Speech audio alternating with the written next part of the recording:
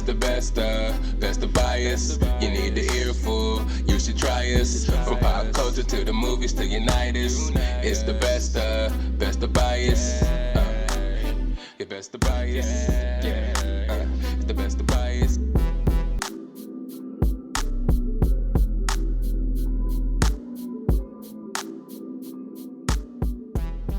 Loki season 2 is out right now. If you ain't checking it out, I don't know what you doing, man. Episodes 1, 2, 3. I'm about to review them. Spoiler alert. So I'm sorry. If you're here right now, you're about to get spoiled. Episodes 1 through 3. I think it's top notch right now. I think it's top notch. We're jumping right back into the season where we left off. Loki is trying to figure out what's happening with the TVA after he killed He Who Remains, after Sylvie killed him, I guess. And they just jumped into this, and into the season now. He's kind of warping back and forth between future and present. We don't really know what's going on with him. He's just time jumping everywhere. He's not able to sustain anything. Mobius doesn't know who he is, so he's trying to figure out his stuff in episode 1. And it's a really cool episode, man. They get right into the business. They need to fix, these timelines and figure out what's going on, or else, He Who Remains gonna come back, and all these timelines are gonna go spin out into, all out non-controllable situations. But they have Ouroboros, you know what I'm saying? Short Round from Indiana Jones makes his appearance. We saw that he is a big part of the show, and he's a great addition to the show.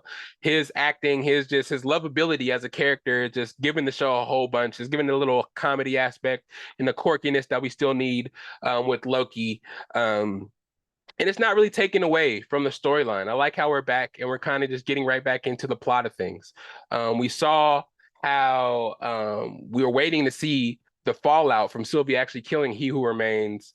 But we do find out that the TVA has some other sinister plans in mind. You know what I mean? They see what's going on with this branching timelines after He Who Remains killed, but they don't care about that. They have a way to fix that. They say they take a whole bunch of bombs and a whole bunch of pruning mechanisms to all the branching timelines and just starts killing people off, which is an interesting concept because the people weren't real before you started these branch timelines, So why do we care so much about them being killed from the TVA's perspective? It's just kind of weird.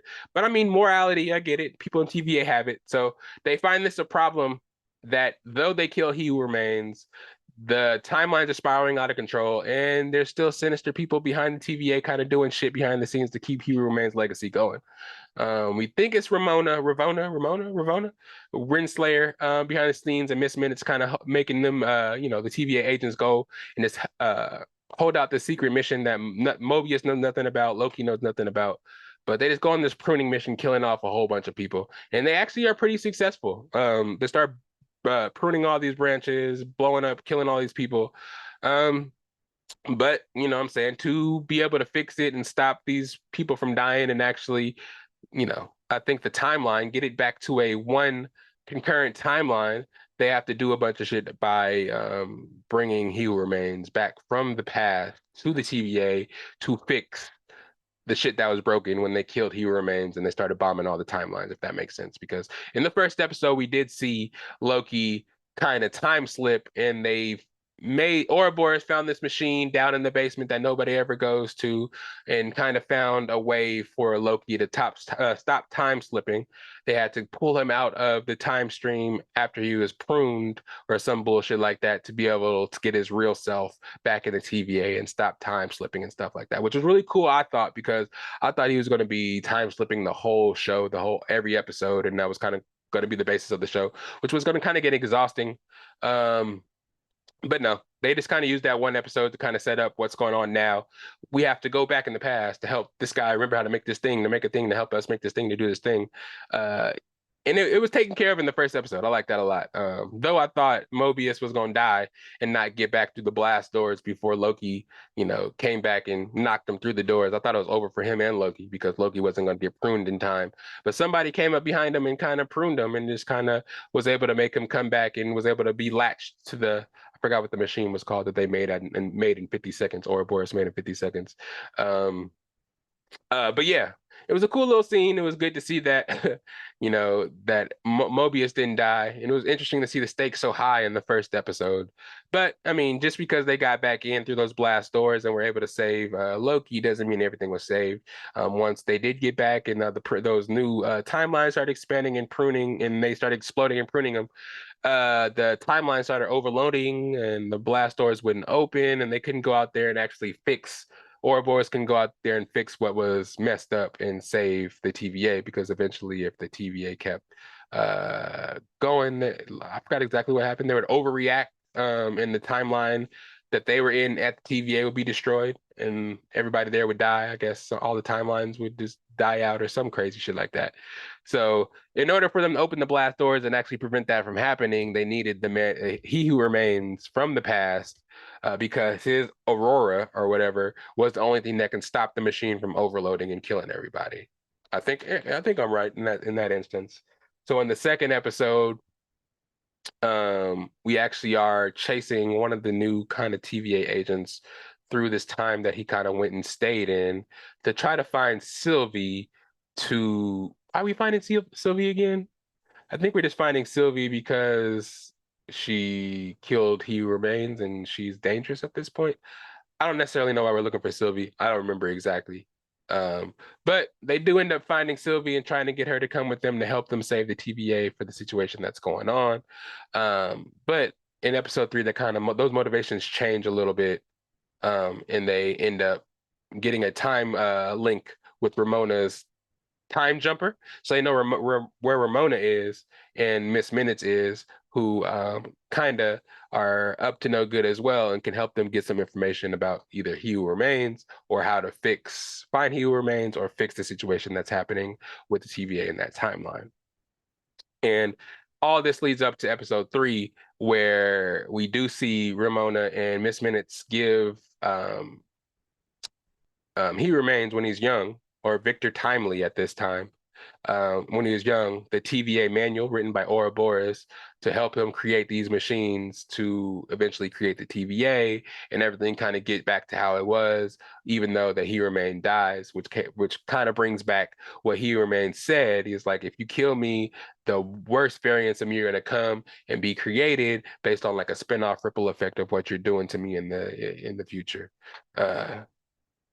Yeah, or some weird shit like that. So now we have this Victor Timely guy who is motivated by, I guess, himself and instructions that he gave Miss Minutes and Ramona to go ahead and do in case of his death, which is interesting, man. It's interesting that He Who Remains is the guy who runs everything and is in charge of the TVA, when it seems like Ouroboros is the guy who wrote everything and has all the laws and kind of knows everything about the time stream and is the one that can really save and kind of do everything.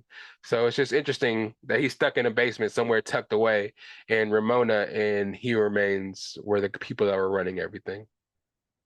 When in actuality, he's running everything because of the book that Ouroboros wrote in the past. And that's who Victor Timely was looking up to when he was making his inventions. He was like, this dude Ouroboros, man, he's the shit. He's like he knows everything about time travel and everything like that. And this is the guy that I look up to. But it's like, once he gets back to the TVA, I don't know. It just seems like a little tricky. I think it seems like once he got the book, I think part of the instructions for Miss Minutes and Ravona were eventually to get him back to the TVA so he can see what's going on, learn about it, and kind of eventually just take it over again, which I think is going to happen. Heavy spoilers again. I was watching the review videos, and they have a theory that maybe Ouroboros is actually a bad guy. You know what I'm saying? Was pushed to the side by Kang, and He Remains, and he actually feels like he's the one that should be running the TVA. He wrote everything.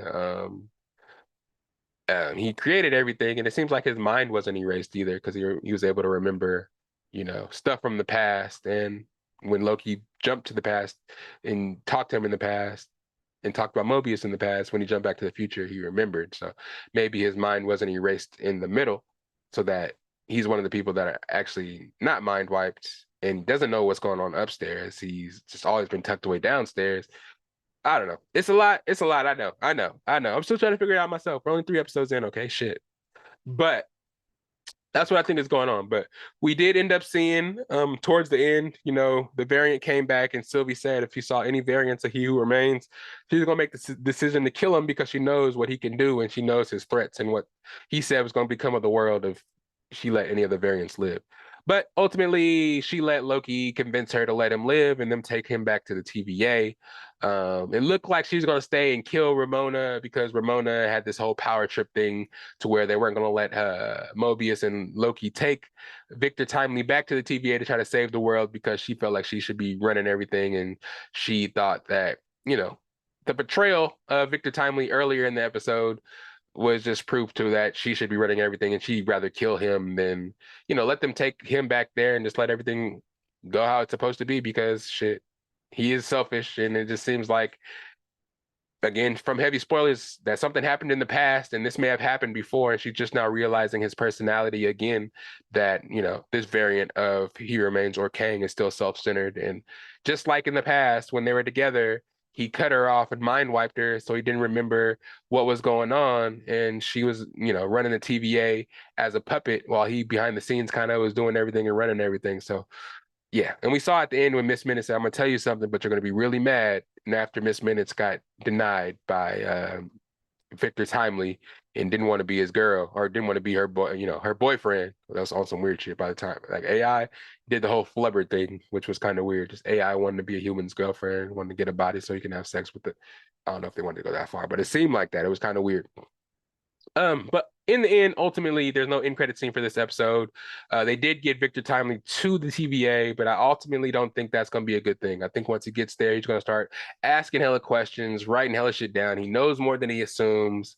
And then he's going to become unstoppable because the knowledge that he gains and the future is going to change. And I don't know. Time is just working and time travel is working a little bit different than they said before, but we'll see what happens. We'll see what happens. But episodes 1 through 3 has been good so far. It comes on every Thursday at like 6 o'clock. I usually watch a little bit of the NFL Thursday night football game and just switch to it at 6 o'clock and just watch and see what happens in there, and then go and record and talk to y'all and review the I haven't reviewed the episodes yet, but I just want to give y'all episode 1 through 3 a little synopsis because I haven't talked to y'all about it. It's the best of bias. You need the earful, you should try us. From pop culture to the movies to Unitas. It's the best of bias. Best of bias. Yeah.